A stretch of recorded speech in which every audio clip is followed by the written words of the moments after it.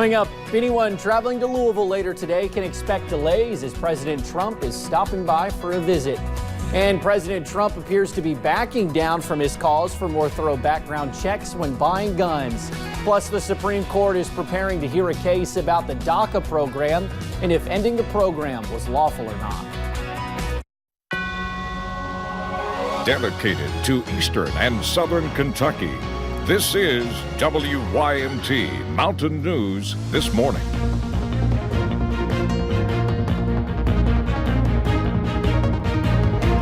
Good morning. It is 6:31 on Wednesday, August the 21st. I'm Will Puckett. Thank you for tuning in to Mountain News This Morning.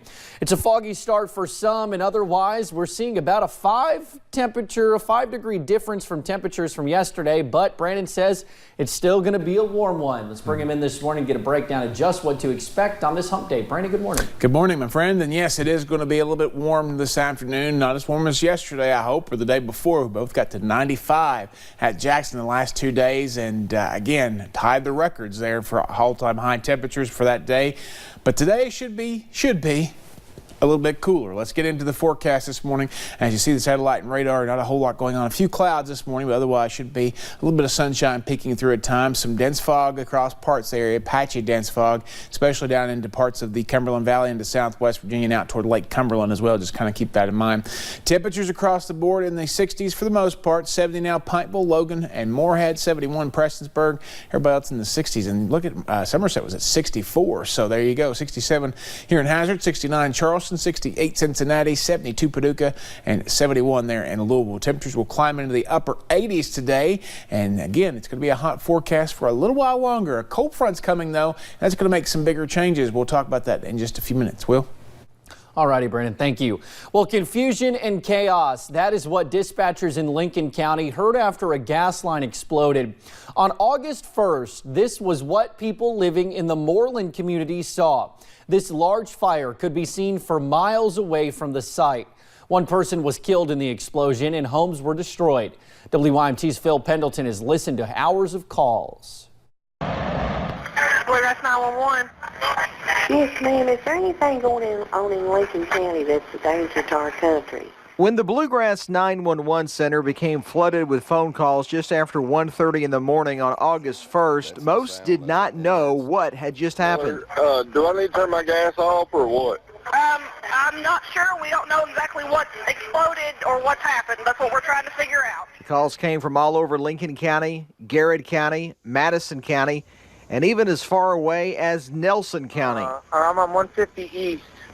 Headed back towards Bardstown, Kentucky, and the whole sky is... The sky lit up. Like something, but... Yeah, we've had an explosion. Calls continued for hours. Enbridge worked to turn off the gas, and firefighters rushed to put out fires caused by the massive amount of heat. I'm calling. I'm getting pretty close to whatever has blown up, man. I'm just worried if it's going to spread where I live at. Sir, if you feel like you want to evacuate, you go ahead and go, okay? Yes, I'm in Stanford, Kentucky. I'm just wondering if I need to evacuate my home. No, we you can do see not. the flames from our house. Just stay indoors We're right outside of now, Junction okay? City. Just stay indoors. Just stay indoors. Yes. Bluegrass 911 officials tell me that it was a hectic night for them. They received hundreds of phone calls, and their system was inundated with so many phone calls that it actually had to be backed up by another system. In Lincoln County, Phil Pendleton, WYMT Mountain News. Well, the cause of the explosion is still not known, but Enbridge is working right now to replace the damaged pipeline and to restore gas flow in that area. Two Kentucky natural gas companies face fines of more than $100,000. The Public Service Commission says B&H Gas and Johnson County Gas, along with their owner and president Bud Rife, will have to pay the fines by August 28th. The companies have customers in Floyd and Johnson counties. The PSC says the companies issued promissory notes without approval. Regulators also say Johnson County Gas and Rife did not file quarterly adjustments to reflect changes in the natural gas market price. If you plan on heading down to Louisville today, expect some long delays. The president is coming back to the Bluegrass. During his visit, Republican Governor Matt Bevin is preparing to host the president for a fundraising event. President Trump will also speak at the 75th AMVETS convention while in town. Now, you might remember earlier this month, Vice President Pence made a visit to Clay County. After the recent mass shootings, President Trump frequently and publicly supported new background check legislation. But sources say the president has been cooling to the idea recently. Reed Binion has that report. A lot of the people that put me where I am are strong believers in the Second Amendment. President Trump again broaching the topic of gun control Tuesday, amid indications that he may be backing off the idea of tightening background check requirements. A source familiar with a call between Trump and NRA Chief Wayne LaPierre says Trump told LaPierre universal background checks are, quote, off the table. LaPierre confirmed the conversation on Twitter, but a White House official earlier denied Trump closed the door on universal background checks. However, the president did appear to distance himself from the idea of stemming gun violence with tighter regulations. I have to tell you that it is a mental problem, and I've said it 100 times. It's not the gun that pulls the trigger, it's the person that pulls the trigger. He also embraced a frequent NRA argument against tougher gun laws. They call it the slippery slope. And all of a sudden, everything gets taken away. We're not going to let that happen. But less than 2 weeks ago, in the wake of deadly shootings in El Paso and Dayton, Trump appeared to reject that argument. Slippery slope. They think you approve one thing, and that leads to a lot of bad things. I don't agree with that. A source says the focus now is overhauling the background check process, with an emphasis on passing so-called red flag laws, allowing temporary removal of guns from people in crisis. I'm Reed Binion reporting. Now, the Supreme Court is preparing to hear a case about the DACA program. The court will determine if the Trump administration acted lawfully when ending DACA. DACA protects people who came to the U.S. illegally as children from deportation. 2 nationwide preliminary injunctions issued by lower courts have forced the Department of Homeland Security to allow renewals in the program for nearly 2 years. Arguments for the DACA case are expected to be heard in November. A new CNN poll shows Joe Biden dominating the Democratic presidential race ahead by double digits. That is bolstering his campaign line of the week, saying he's the strongest candidate to beat President Trump. And his wife, who largely stays out of the fray, is out with a new blunt message to voters. CNN reports that Jill Biden is telling Democrats to ignore the candidates they may like and go with her husband, who she says can actually win. Your candidate might be better on, I don't know, health care than Joe is.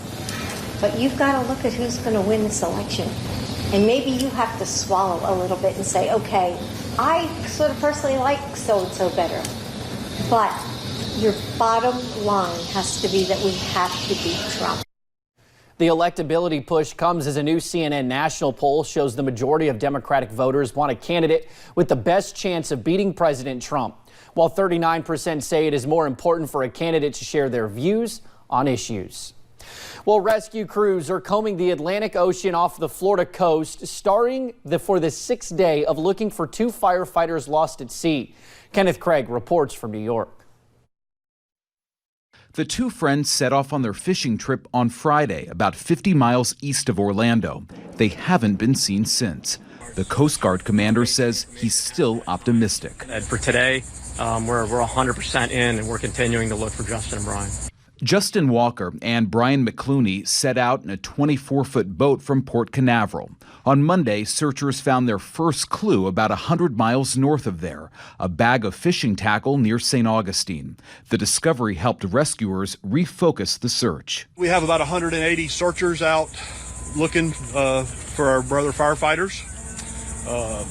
There's more than 70 boats. We also have about 10 aircraft that are flying certain segments out there looking for us. And we're going to cover about 12,600 miles today.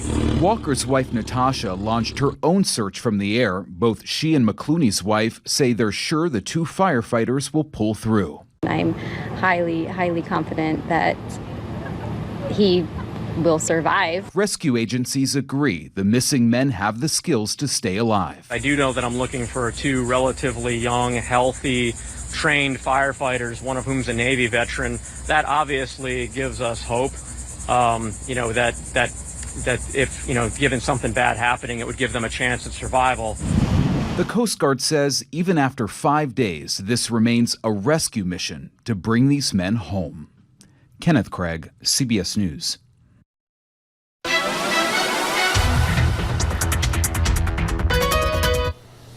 Well, the forecast this morning not looking too bad across most of the area. A little patchy fog, but a beautiful start to the day. There's sunrise coming up here outside the WYMT studios in Hazard, and fog getting a little bit more dense in some spots. Pikeville down to less than a mile there. Jonesville at 0 visibility. Harlan at 3 miles there, and Somerset, Monticello getting worse as well. So just kind of keep that in mind. Temperatures mostly in the mid to upper 60s, so not too bad. A couple of 70s still showing up there, so that's a few degrees cooler than it was this time yesterday. Only Middlesboro and Jonesville right there where they were this time yesterday. Out the door forecast, chances for scattered showers and storms off and on throughout the day. The better chances, though, come this afternoon as temperatures get up to right around 89. Will?